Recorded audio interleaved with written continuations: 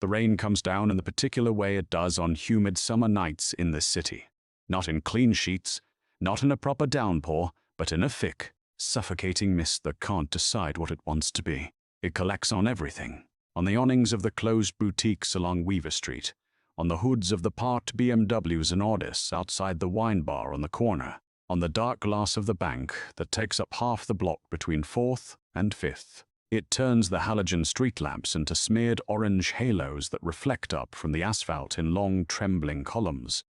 It is 11:43 p.m. on a Tuesday in August, and the Weaver Street district is doing what it always does at this hour, winding down with money. The last of the outdoor diners are settling their checks under heated awnings, their voices carrying in that loose, wine-softened way that good meals produce. A valet jogs through the drizzle with someone's car keys. 2 women in expensive shoes share an umbrella and laugh about something that happened earlier. A dog walker cuts across the intersection with 3 leashes, all taut, all pulling different directions, the dogs indifferent to the weather. This is the affluent quarter. The quiet quarter. The quarter where people do not generally expect their evening to be interrupted by the machinery of law enforcement, because the machinery of law enforcement in this district has been calibrated over many years to serve a particular function: presence without inconvenience, visibility without friction. The patrol car in the neighborhood is reassurance, not threat, unless of course you are not from the neighborhood. A black and white cruiser sits in the shadow of the bank parking lot, angled just enough that its nose catches a line of sight down the full length of Weaver Street. The engine idles at a frequency you feel more than hear. The climate control hums. The radio mutters. Inside, Officer Bradley Miller, 38, occupies the driver's seat with the boneless ease of a man who has sat in this exact spot, in this exact posture, hundreds of times before. His uniform is immaculate, creases pressed into the sleeves with the precision of someone who either irons with obsessive care or pays someone else to. His badge catches the dashboard light. His buzz cut is clean, high and tight, the kind of haircut that communicates a relationship with discipline, even when everything else about the man contradicts it. His jawline is strong. His eyes are patient. On the passenger seat, a large paper cup of stale coffee, gone cold an hour ago, a protein bar, half eaten, a citation book swollen with folded carbon copies, the spine cracked from use. He is not on a call. He is not responding to anything. He is simply watching the street with the focused, unhurried patience of a man who understands that his job tonight is not about protection. It is about selection. Bradley Miller is a top earner.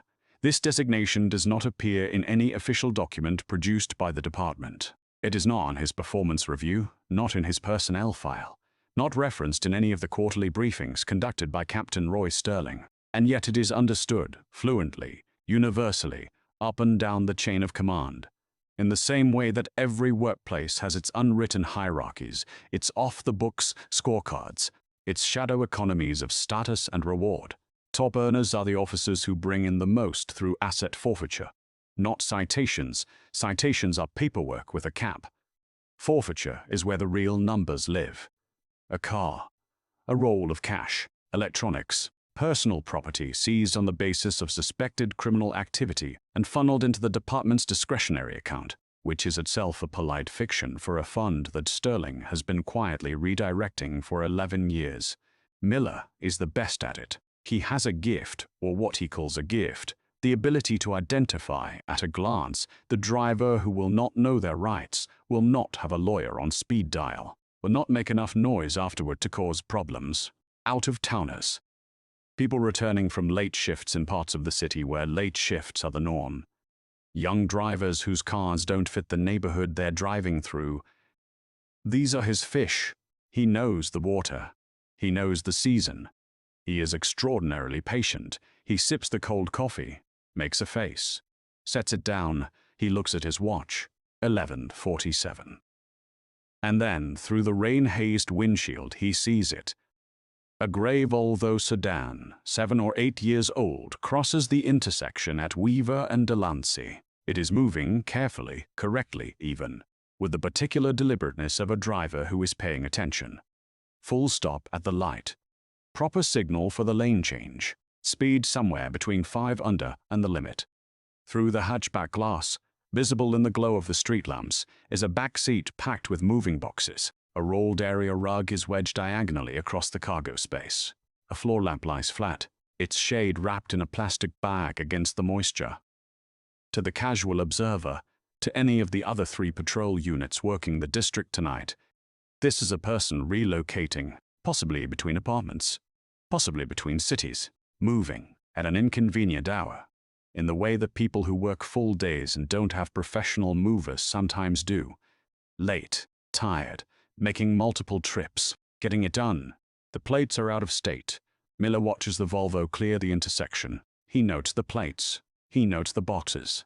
He notes the hour and the neighborhood and the simple, devastating arithmetic of someone who does not know where they are relative to who he is. He puts the cruiser in drive. He follows at a distance that is legal but intentional.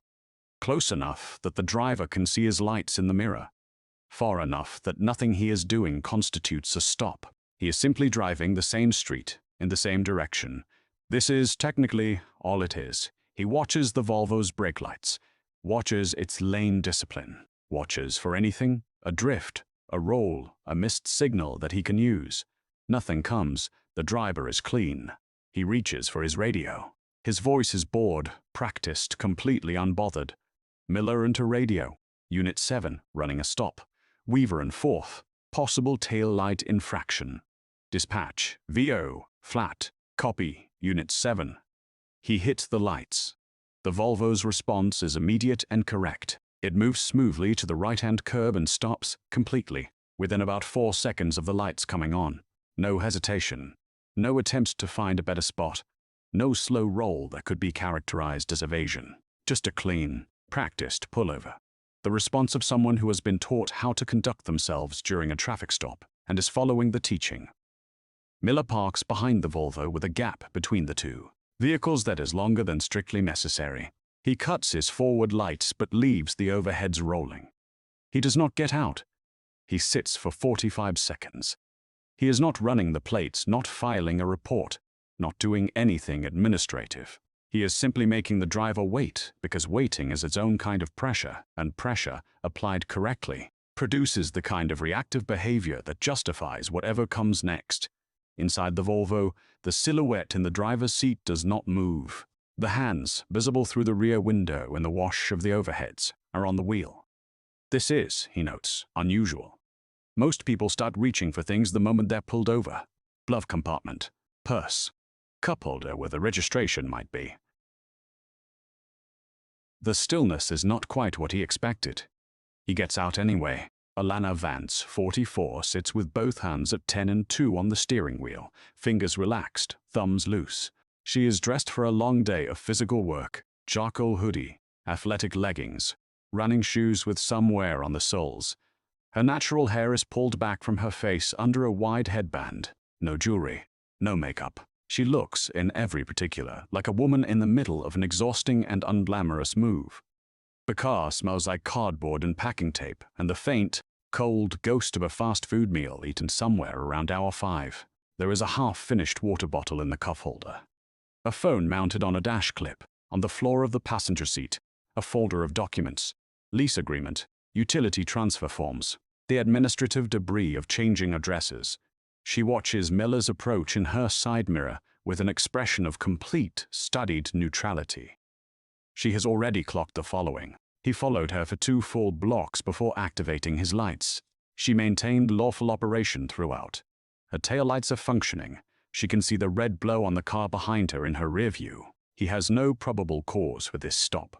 She has also clocked something else. Something in the way he parks, the way he leaves that exaggerated gap, the way he sits and waits before exiting. She has seen this posture before. Not in person. In training materials.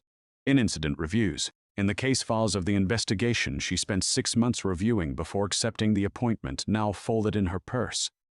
He's fishing, she thinks. Don't give him anything. Don't give him a single thing. She reaches for nothing. She waits. Miller's approach is a performance refined over 15 years. The walk is wide-legged, unhurried, communicating a physical authority that is meant to be felt before a word is spoken.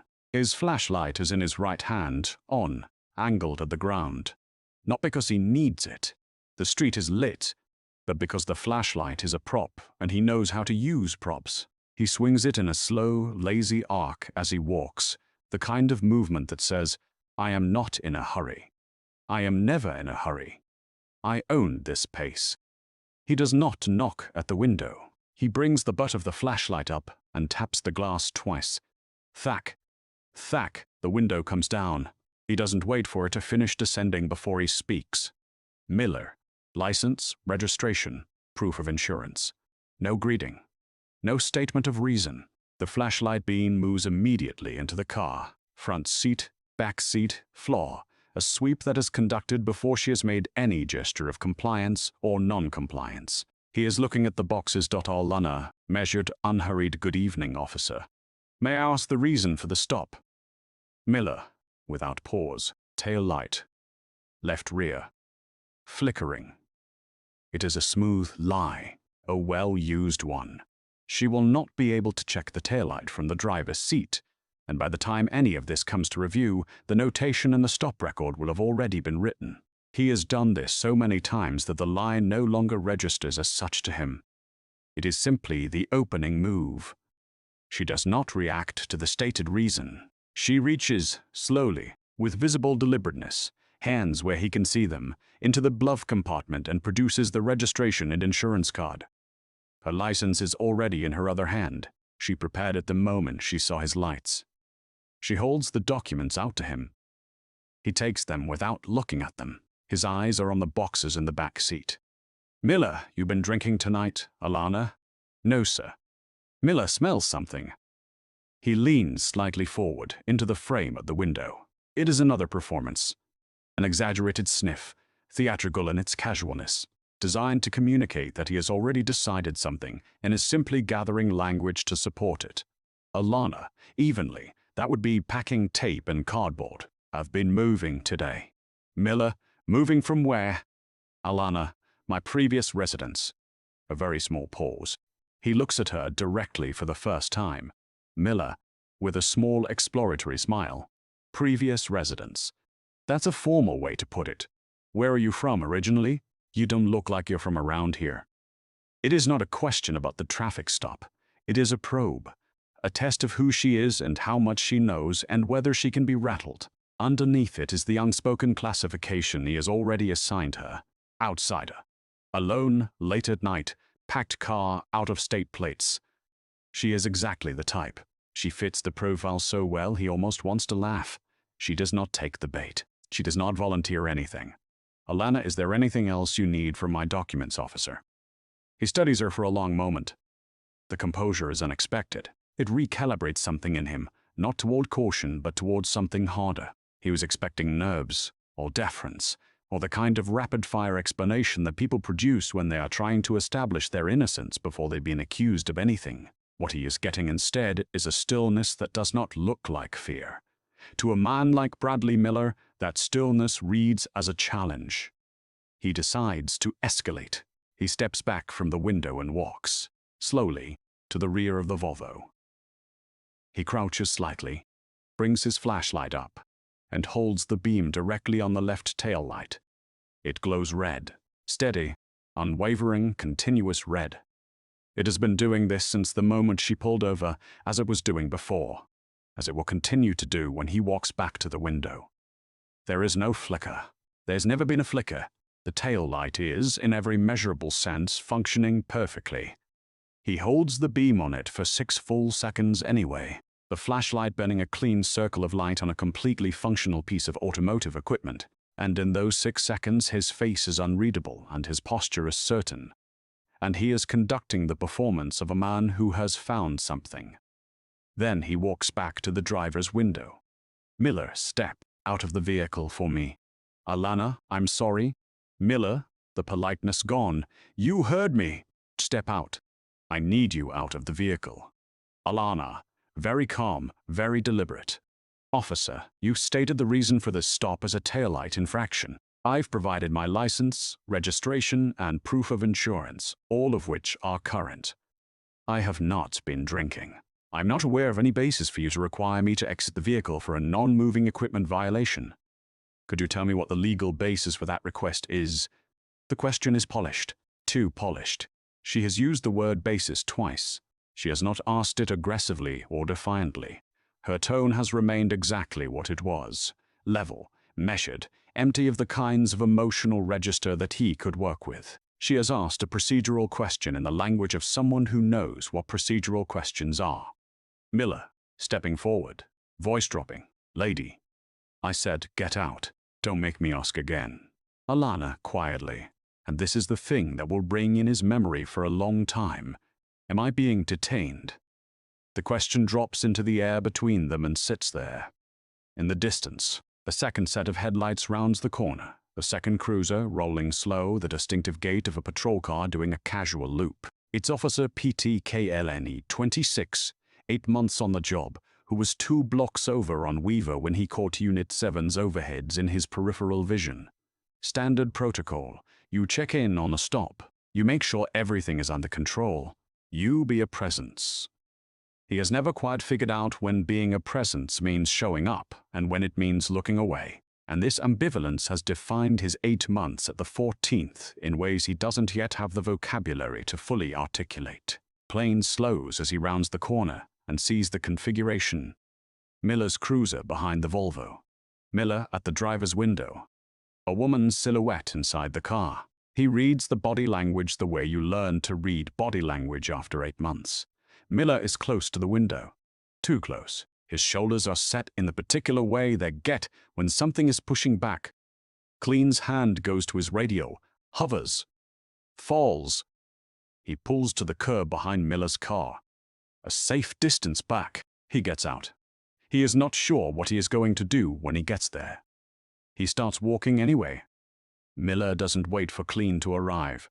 He doesn't need backup for this. He has already decided what happens next. And Clean's approach is, if anything, an opportunity, a witness to the fact that he gave her every chance to comply. He yanks the door handle. The door opens, and Miller reaches in with a practiced motion, left hand finding her upper arm, body weight shifting back, and pulls.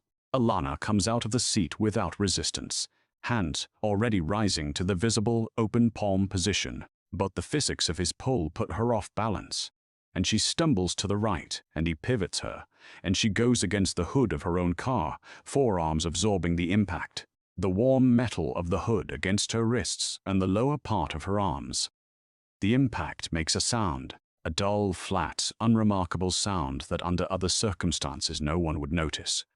In this context, in this rain, on this empty stretch of curb at midnight, it is the loudest thing on the street. Plane stops walking. He is 12 feet away. He watches Miller pull her arms behind her back. He watches the practice sequence of the arrest. The hand positioning, the lean, the draw of the cuffs from the belt. Metallic click-click. The handcuffs close. Clean's hand goes to his belt and falls for the second time tonight. He stands in the rain and watches and does not move. And this moment, this specific standing still on a wet sidewalk at midnight, while something wrong happens in front of him, will be the thing he turns over in his mind for the next 3 months, until he finally decides what to do with it. Miller straightens. He looks at Clean across the roof of the Volvo with an expression that says, "You see this? We're good here." Then he turns back to Alana. Miller, low, near ear, almost conversational. "You want to play legal eagle? You want to quote procedure at me on my street at midnight? Fine. We'll do this the long way, sweetheart. We'll do every single step." He straightens, looks at Cleany again, this time with directive clarity. "Miller, toss the boxes." Clean blinks. Clean blinks. Call the N, uncertain. On what grounds? Miller, oh, no room for the question.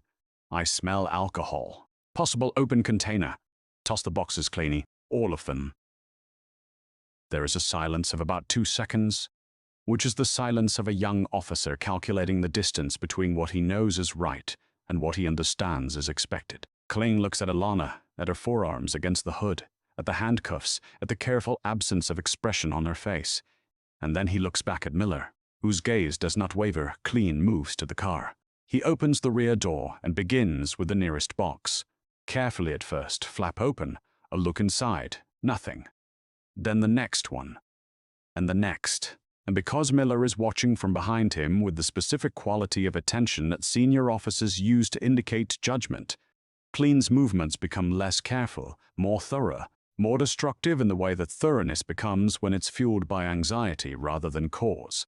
Box of kitchen items, pots, a colander, a hand mixer still in its box of books, literary fiction and policy texts, and what appears to be a significant collection of true crime.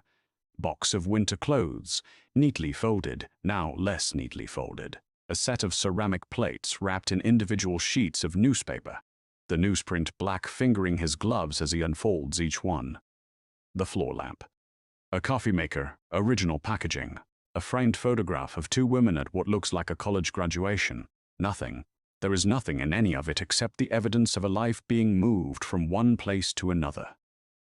Clean leans into the front seat. Center console. Cup holder. Under the seats, floor mats. Nothing.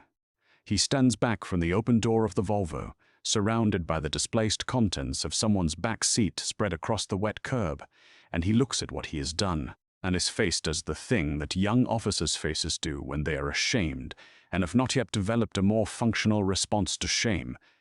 It goes carefully, deliberately, professionally blank. Alana stands against the hood of her Volvo in the rain, handcuffed, and watches Clean dismantle the archive of her domestic life.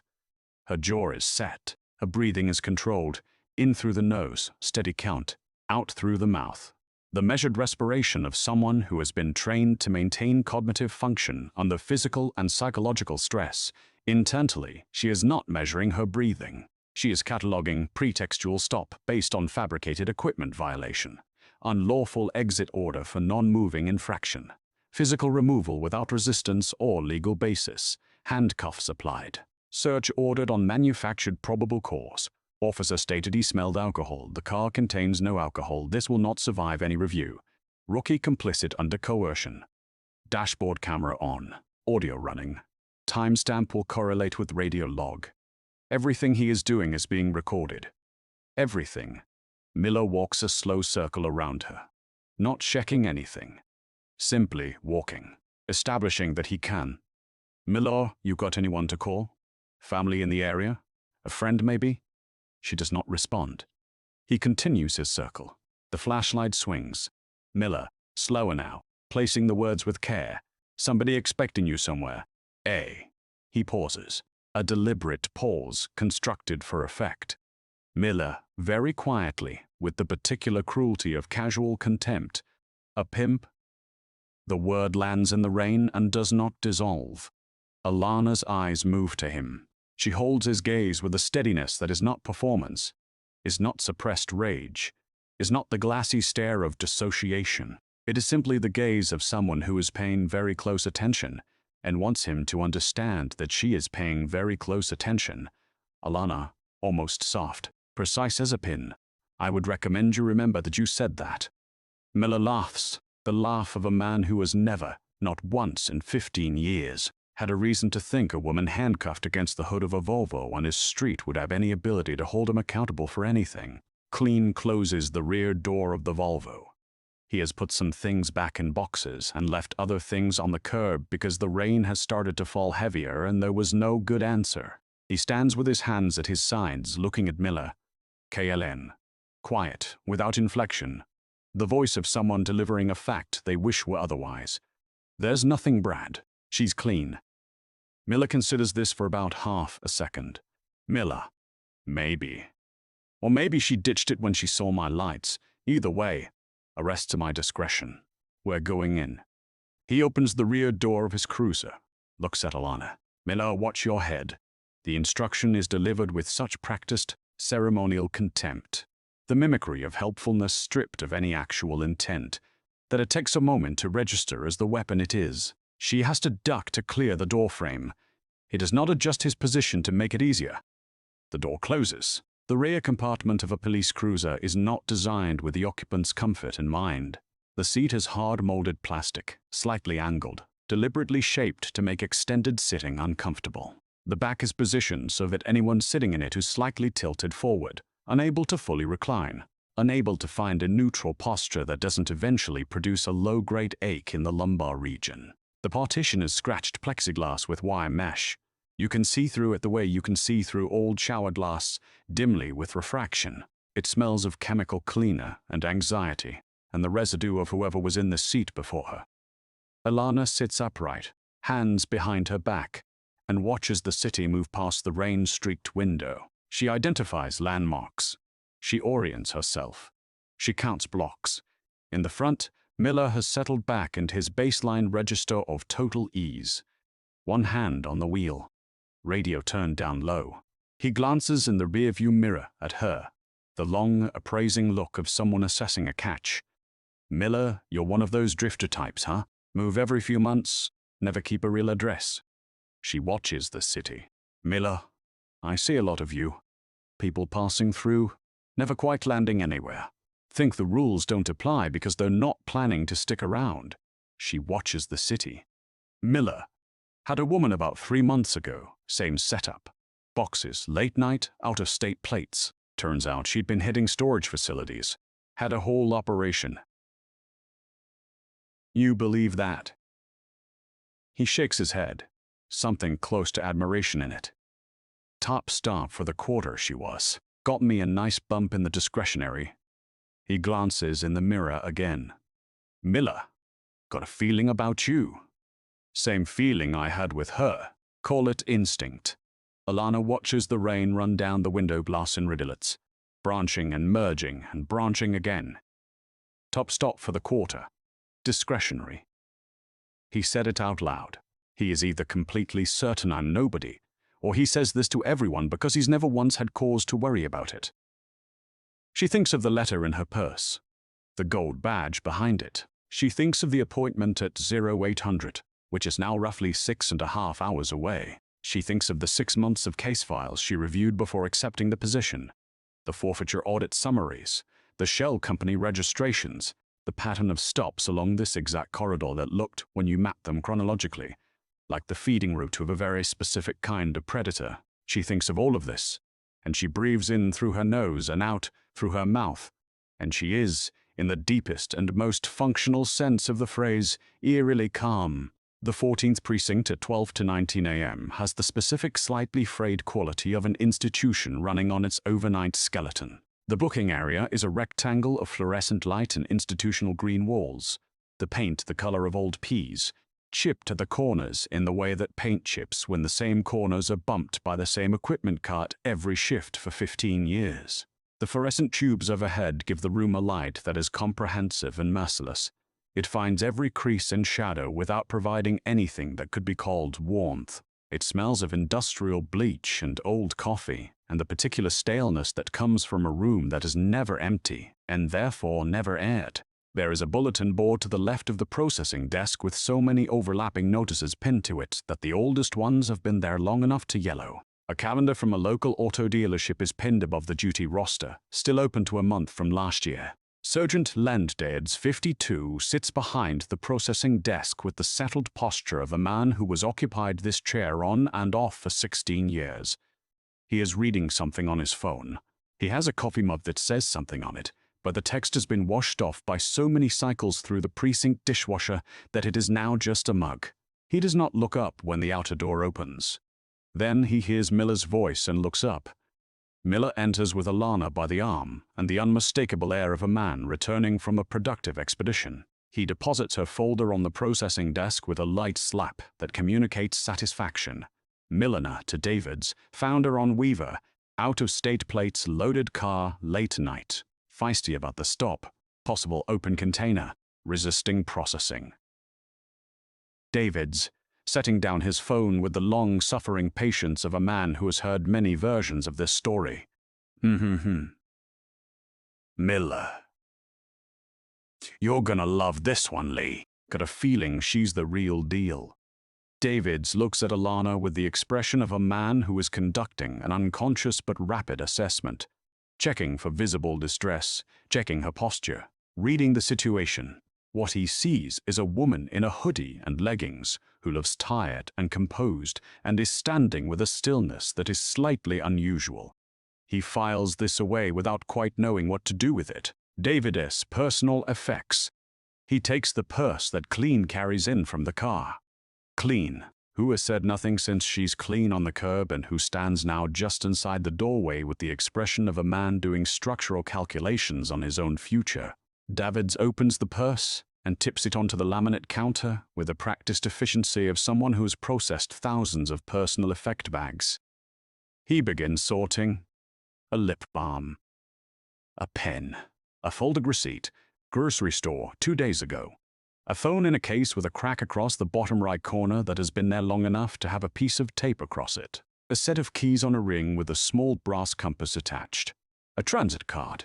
And then a slim leather wallet, darker than most, that sits in his hand with a weight distribution that is slightly off, too heavy in the left panel, where most wallets have their cash. He opens it. He looks at what is inside. He does not move. The wallet has 2 panels. On the right, a driver's license. Behind plastic, name and address clearly visible. On the left, behind a clear panel, a badge, not the silver shield of a patrol officer, not the mid-level brass of a lieutenant. A gold badge, the specific, particular, unmistakable gold of the senior departmental appointment, engraved with the city seal and the designation of rank. Chief of Police. Behind the badge, in the sleeve meant for business cards, folded in thirds, a piece of heavy cream stationery. An embossed seal at the top. The city seal, the mayor's office designation. Davids unfolds it with the movements of a man who is very carefully not making any sudden gestures. He reads. The room, which was already quiet at this hour, becomes something more than quiet. It becomes the specific, pressurized silence of a space in which something has just fundamentally shifted and the people in it have not yet had time to process what the shift means. A desk sergeant moving papers stops moving papers. A clerk who was walking from one end of the room to the other stops walking. An officer cutting through from the break room freezes in the doorway. They are responding to something that is below the threshold of language. A change in atmosphere, in pressure, in the density of the moment. The animal sensitivity to a room that has just changed its rules. Davids. Very, very carefully. Miller. Looking at his phone. Something about his citation log. Davids. Louder. Slower. Miller. Look at me. Miller looks up. Davids holds up the badge in one hand and the letter in the other. He holds them up the way you hold up evidence. Not dramatically, not for effect, simply clearly, so there is no question about what is being displayed. Miller looks at the badge. He looks at the letter. The journey his face makes in the next 4 seconds is the most honest thing Bradley Miller has done in 15 years of professional performance. It begins with mild irritation at being interrupted. It passes through confusion, a genuine, blinking confusion, the processing lag of a mind encountering information that doesn't fit any of its models. And then slowly as the specifics land, the gold badge, the city seal, the date on the letter, the name printed in the mayor's official correspondence font. The blood drains from his face with the comprehensive efficiency of a bathtub emptying. The granite jaw is still there. The buzz cut is still there. The pressed uniform is still there. But the thing that animated all of it, the arrogance, the casual certainty, the absolute bedrock assumption that he is always the most consequential person in any room he enters, is simply gone. What is left is the face beneath the face. A man who is frightened in the particular way that bullies are frightened when the structural support for their bullying is suddenly removed. Not contrite, not reflective. Simply exposed and terrified. Alana watches this happen. She watches it with the same careful attention she has been paying to everything tonight. And she feels not satisfaction, not vindication, not triumph, but something quieter and more complicated. The particular weight of being right about something you wished you weren't right about. She stands a little straighter.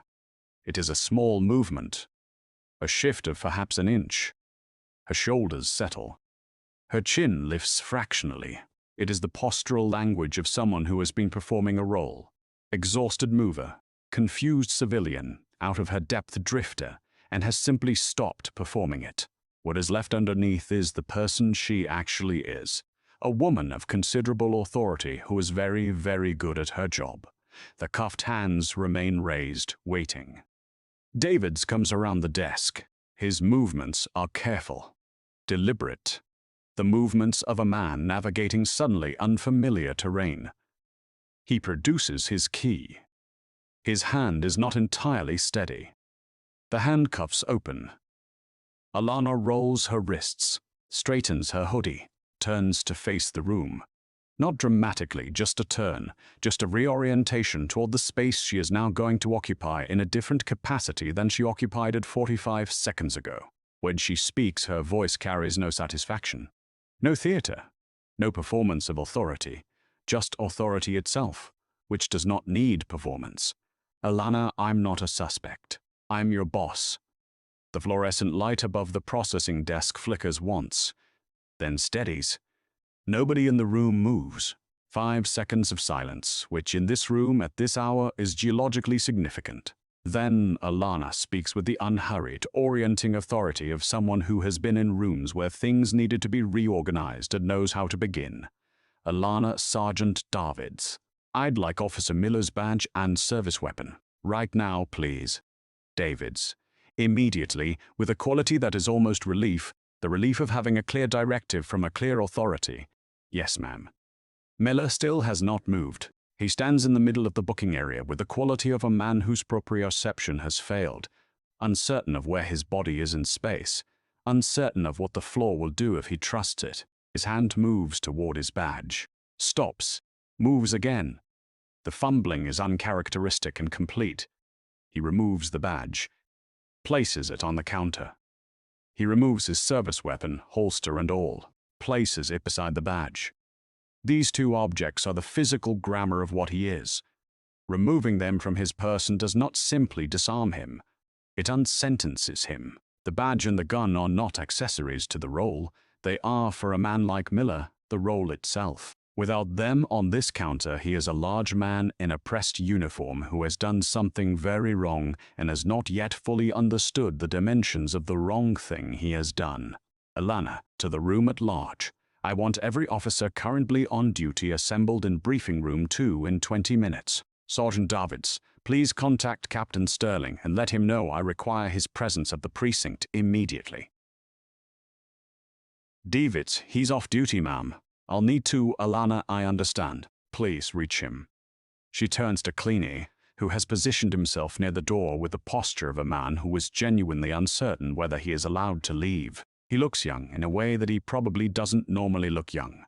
The specific youth of someone who has just seen the future of their choices arriving ahead of schedule.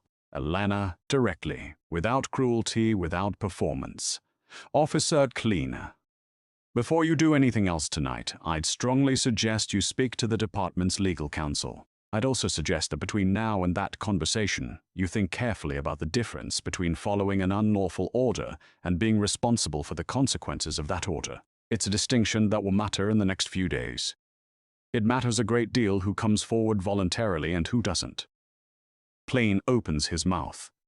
His throat works. He closes it and nods. Alana, to Miller. And this is the last thing she will say to him tonight as an equal, before the relationship between them becomes something else entirely. You'll remain in the building until legal counsel is reached. You will not speak to any officer currently on duty about the events of this evening. Do you understand? Miller. And this is, stripped of all performance, the most human thing he has said in years. I didn't know who you, Alana. Quietly, with the precision of a scalpel. I know you didn't. That's not a defense. The on-duty officers of the overnight shift file into briefing room 2 with the uncertain energy of people summoned to a meeting whose purpose they do not know. There are 11 of them. Some are curious, some are wary. Some, the ones who have been at the 14th long enough to have developed a fine-tuned sensitivity to the specific atmospheric pressure of institutional change, look at the woman standing at the front of the room in a charcoal hoodie and leggings and arrive, correctly, at conclusions they are not yet ready to say out loud. Alana has accepted 2 things from Davids, a glass of water and a printed copy of her appointment letter. She holds the letter at her side. She does not hold it up. She does not hold it up. She simply stands and waits for the room to settle. And the room settles. Alana, my name is Alana Vance. Effective 0800 tomorrow morning, I am Chief of Police for this department. My original plan was to introduce myself then, with the appropriate ceremony and the correct institutional formality. A press statement, a handshake, a speech about the future of this department that I have been working on for 3 weeks. She pauses. Alana, instead, I was pulled over on Weaver Street approximately 90 minutes ago by one of your colleagues. I was told I had a faulty tail light, which I did not. I was asked to exit my vehicle for a non-moving equipment violation without lawful basis. When I asked about the basis for the exit order, I was physically removed from my vehicle, handcuffed, and placed in a patrol car. While en route to this building, a second officer was ordered to search my personal property on the basis of a fabricated probable cause statement. I am telling you this not to embarrass this department, and not because I believe everyone in this room is responsible for what happened tonight. I'm telling you because you deserve to know what occurred in your precinct, on your shift, and because I believe the people in this building have a right to understand the kind of accountability that will govern this department going forward. The room is completely, absolutely still. Alana, one of the first actions I will be taking is ordering a full audit of the asset forfeiture program operated out of this precinct. I have been provided with preliminary findings that suggest the program has been used as a private revenue mechanism rather than a legitimate law enforcement tool. I will have considerably more to say about that in the coming days. She looks around the room, unhurried, making eye contact with no one in particular, and everyone in general. Alana, if you are doing your job with integrity and within the law, you have nothing to fear from this audit or from me. If you are not, I would strongly recommend using the time between now and Monday morning to think carefully about your options. The officers who come forward voluntarily will be treated differently than those who don't. That is not a threat. It's just arithmetic. A beat. Alana, get back to your shifts. Thank you. Captain Roy Sterling, 56, arrives at the precinct in a car coat thrown over a pajama shirt, his silver hair uncombed on the left side where he was sleeping on it, his expression working hard to project the authority of a man who is always prepared for whatever is happening, who planned for this, who is not in any way caught off guard. He fails at this, but he works at it. Sterling is the true architecture of the 14th. He is the reason the top earner system exists and persists, not because he invented it. It predates him, but because he saw, early in his tenure as captain, that the existing structure of petty corruption could be organized and regularized and made more efficient, and that efficiency could be skimmed. The shell companies are his design. The routing of forfeiture proceeds through a consulting firm registered in his brother-in-law's name is his design. The culture of strategic looking away. The promotion of officers like Miller who produce results without asking questions. The suppression of officers like the previous Cleaney who asked too many. All of it is Sterling's management. And he has managed it for 11 years with the confidence of a man who has never once been audited by anyone who wasn't already inside the arrangement. He comes into his office and finds Alana behind his desk. This is deliberate. She chose his chair. She arranged the room before he arrived, placing herself in the position of occupant rather than visitor.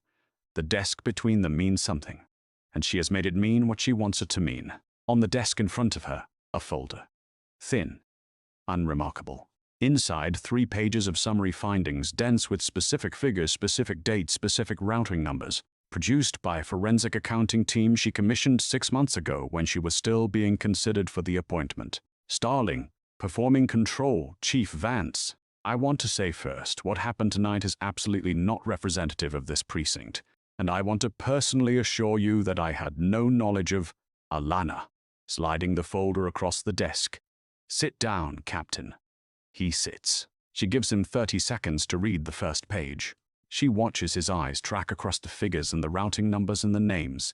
His wife's maiden name, his brother-in-law's address, the name of the consulting firm that has been receiving deposits from the forfeiture account since 2014. Alana, the structure isn't complicated. It was built by someone who expected that the people responsible for finding it were afraid of him. The shell companies are registered at addresses that connect to you within 2 degrees of public record. The timing of the deposits correlates precisely with the high forfeiture quarters. Officer Miller's stop record over the past 4 years, cross-referenced with the forfeiture account deposits, creates a pattern that is not subtle. Sterling's jaw tightens. The performance of the man who planned for this, who is not caught off guard, cracks along a very clear line, starring, and his voice has changed completely. How long have you had this? Alana. Long enough.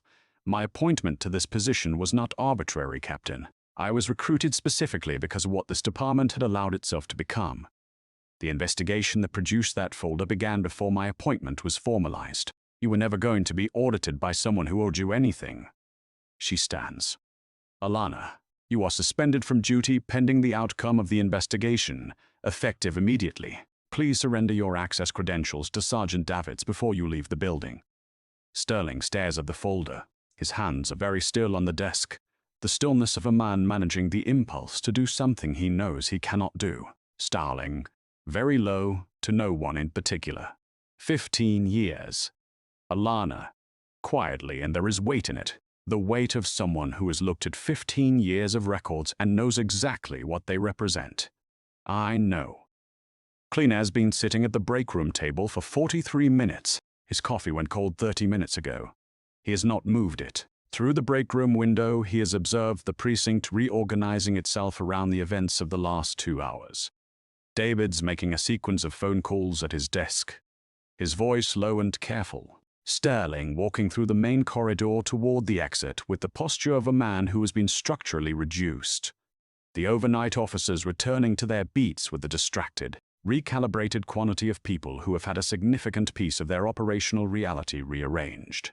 Clean has a notebook in his jacket pocket. He has had it there since 6 weeks into his time at the 14th, when he started writing things down because writing them down was the only thing he could figure out to do with them.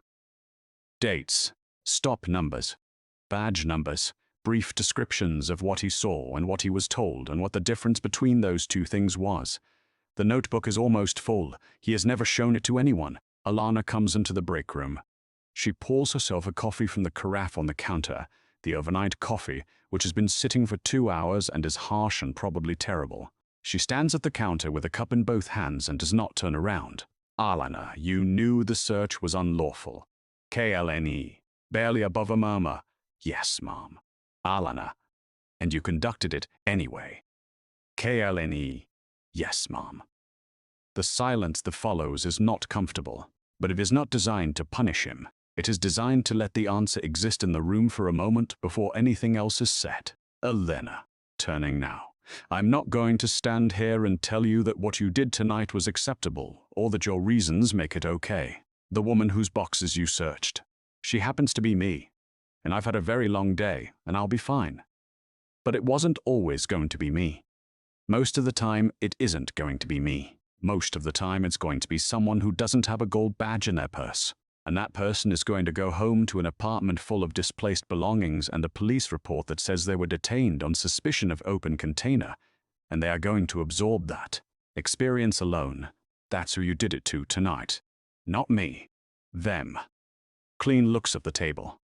Alana, what you do next is entirely yours. I can tell you that the investigation into this precinct's forfeiture practices is going to be comprehensive, and that anyone who cooperated fully and early will be treated differently than anyone who didn't. That's not a deal I'm offering you. It's just the way these things tend to work.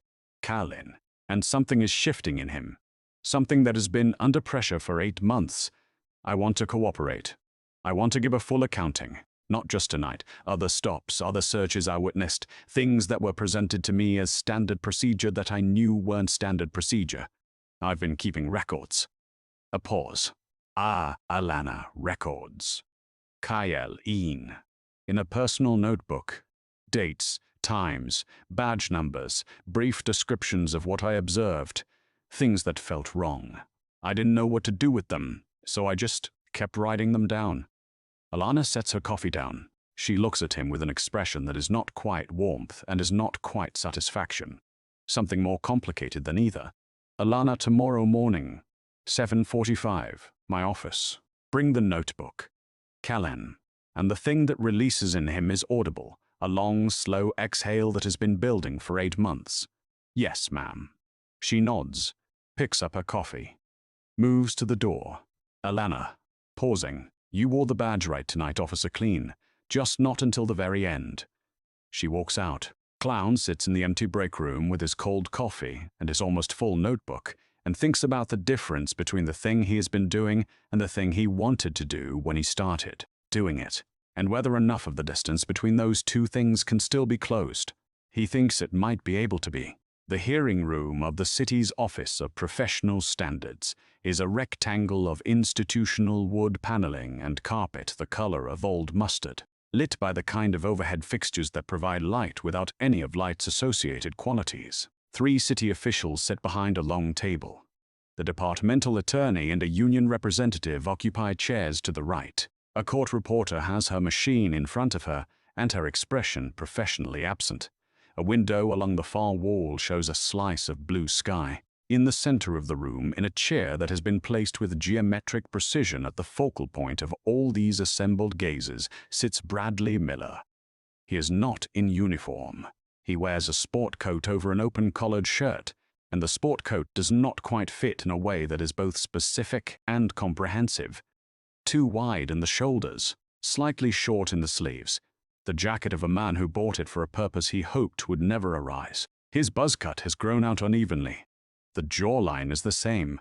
The arrogance that once animated it has gone so completely that what remains really is just a jaw. He has been in this room for 40 minutes. Clean's testimony, which preceded his, took 37 minutes and was delivered from a notebook, dates, times, badge numbers, descriptions written in the neat, compressed hand of someone who was writing things down because he didn't know what else to do with them. The testimony covered 11 months of observed stops, 6 searches he personally participated in or witnessed, and a detailed account of the culture of compulsion and silence that governed officer conduct in Miller's presence. He spoke without inflection, and he spoke with the clarity of someone who has rehearsed the truth rather than a lie. And when he was finished, there was a silence in the room that lasted longer than silences usually last in proceedings of this kind. The forfeiture audit produced 412 pages over 11 days. Sterling had retained a forensic accountant to introduce complexity into the trail, and the accountant had done competent work, and it had not been enough. Pennell Share, reading from a prepared statement. Officer Bradley Miller, after reviewing the testimony presented to this panel, the findings of the departmental forfeiture audit, and the documented record of your conduct over the period in question, this board finds sufficient grounds to proceed with termination of your employment with the department, effective immediately. Additionally, given your documented role in the broader asset forfeiture scheme, this matter has been referred to the District Attorney's Office for consideration of criminal charges under the applicable statutes. Your pension eligibility is suspended pending the outcome of that referral. Miller stares at the table in front of him. The union representative leans close and says something quiet. Miller nods once. The nod is mechanical. He is radioactive now in the complete, comprehensive sense of the word. No department in the state will consider his application while criminal charges are under review, and the breadth of what Clean's testimony described means the charges will not be small or easily resolved. The story broke in the local press the week following the incident. The arresting the chief angle was too perfectly constructed for any editor to pass on, and was picked up by 3 national outlets within 48 hours. His name and the photograph from his departmental ID are attached to the story in a way they will remain attached permanently, findable by any search, forever indexing him to this moment. The hearing ends. He walks out into blue-sky daylight and sits in his car in the parking lot for 20 minutes before he can drive. It is a bright Saturday afternoon in late summer, dry and warm, the kind of afternoon that makes the Weaver Street district look like the setting of a lifestyle magazine spread. The trees in the median are full and green. The outdoor seating of the restaurants is packed. Someone is walking a very large, very dignified Irish wolfhound. Kids on bikes weave through the crosswalk. On the right-hand side of the street, pulled half onto the curb with the resigned geometry of a vehicle that has run out of options, is a grey panel van with the logo of a regional delivery company on the side. The left rear tire is flat in the comprehensive, unambiguous way of a tire that has given everything it has to give. The side wall has separated from the rim, and the van lists with the weary lean of something that has sat down and doesn't intend to get up on its own. Miller stands beside the van in cargo shorts and a company-branded polo shirt, his phone to his ear on hold. He squints at the tire, with the expression of a man examining a problem he does not have the tools to solve, and who is beginning to understand that this is a state of affairs. He will be in for a while. He has been on hold for 11 minutes. The hold music is a smooth jazz interpretation of a song he almost recognizes. He ends the call, starts it again, puts the phone back to his ear. A car slows behind him. He turns and makes the automatic, reflexive gesture of someone who wants traffic to know he's aware of the situation and does not need to be stopped. Hand up, slight wave off. I've got it. Keep moving. The car stops anyway. The driver's window comes down. He turns fully. Alana Vance sits behind the wheel of a dark blue sedan. Civilian clothes, weekend clothes, a light jacket, no badge visible. She is looking at the tire, then at him, with an expression of uncomplicated assessment. He takes a step back. It is involuntary, the body doing what the mind hasn't authorized yet. He would know her face in any context, in any condition, for the remainder of his life. She is the still point around which the entire reorganization of his world was organized. He has thought about her, not with resentment, or not only with resentment, but with the particular preoccupation that attaches to the person who is present at the defining moment of your undoing, more times than he will ever account to anyone. She looks at his flat tire. She looks at him. Alana, you have a spare? The question is completely practical. There is nothing in it, no irony, no performance, no blade. It is a question about whether he has a spare tire. He stares at her, Mila, and his voice, for the first time in a very long time, has no register of performance in it at all. Spares in the back, but I don't. The jack. I don't have a jack that fits this model. The company's supposed to send roadside. Alana, how long? Milana, how long? 45 minutes, they said. That was 20 minutes ago. She puts the car in park, cuts the engine, opens her door. Miller, you don't have to. She is already at her trunk. She has a jack. Of course, she has a jackie. A proper one. A scissor jack with a brace bar kept in a canvas case in the left side of her trunk, with a kind of permanent, organized presence of equipment that has been there so long it has its own dent in the carpet. She pulls it out and carries it to the blown tire and crouches. Miller watches her position the jack under the frame rail. She has done this before. She does not check the owner's manual. She does not examine the undercarriage with uncertainty. She finds the jacking point with the practiced familiarity of someone who grew up around cars or has changed enough tires to know what she's doing, and she sets the jack and begins to crank. Milia, low, unable not to ask, "Why are you doing this?" Alana, not looking up, cranking. "Because you have a flat tire." Milia, "You don't owe me anything. After everything. You don't owe me." Alana, stopping, looking up at him directly. This isn't about owing. He stares at her. She holds his gaze for a moment and then goes back to the jack. The van rises slowly off the blown wheel. The jack clicks with each turn. Across the street, people have lunch. Someone's phone plays music from a restaurant table. The Irish wolfhound passes again, going the other direction, the same enormous dignity. Miller looks at the ground. He looks at her hands. He looks at the street, at the specific stretch of curb they are standing on, which he recognizes, which he will always recognize. Miller. And this comes up from somewhere deep and costs him something, the way that the true things always cost something. "I didn't know who you were." He pauses. Miller, I know that's not the right thing to say. I know that's not the point. But I need you to know that I understand now that it shouldn't have mattered. Who you were. It never should have been. The way I conducted that stop. The things I said, none of that should have depended on who you were. Alana has the flat off the wheel now. She sits it aside and fits the spare, working the lug nuts in a star pattern, tightening in sequence. She does not respond immediately. She finishes tightening the first pass and starts the second. Alana, finally not looking up. It never should have mattered. That's the thing you took 15 years to learn. She lowers the jack. Kicks the tire once, firmly, testing the pressure. Stands. Puts the jack back in its case. the flat in the back of the van beside the cargo that still needs to be delivered. She closes the van door, closes her trunk. She looks at him one more time, and what she sees, the same physical man, the same face, the same size, somehow takes up less space now than it did on a rain-soaked Tuesday night with a flashlight in his hand. The space he took up then was not his. It was borrowed from a system that had been lending it to him for 15 years, and the system had been called in. Alana, stay off the highway on that spare. It's not rated for distance. She gets in her car.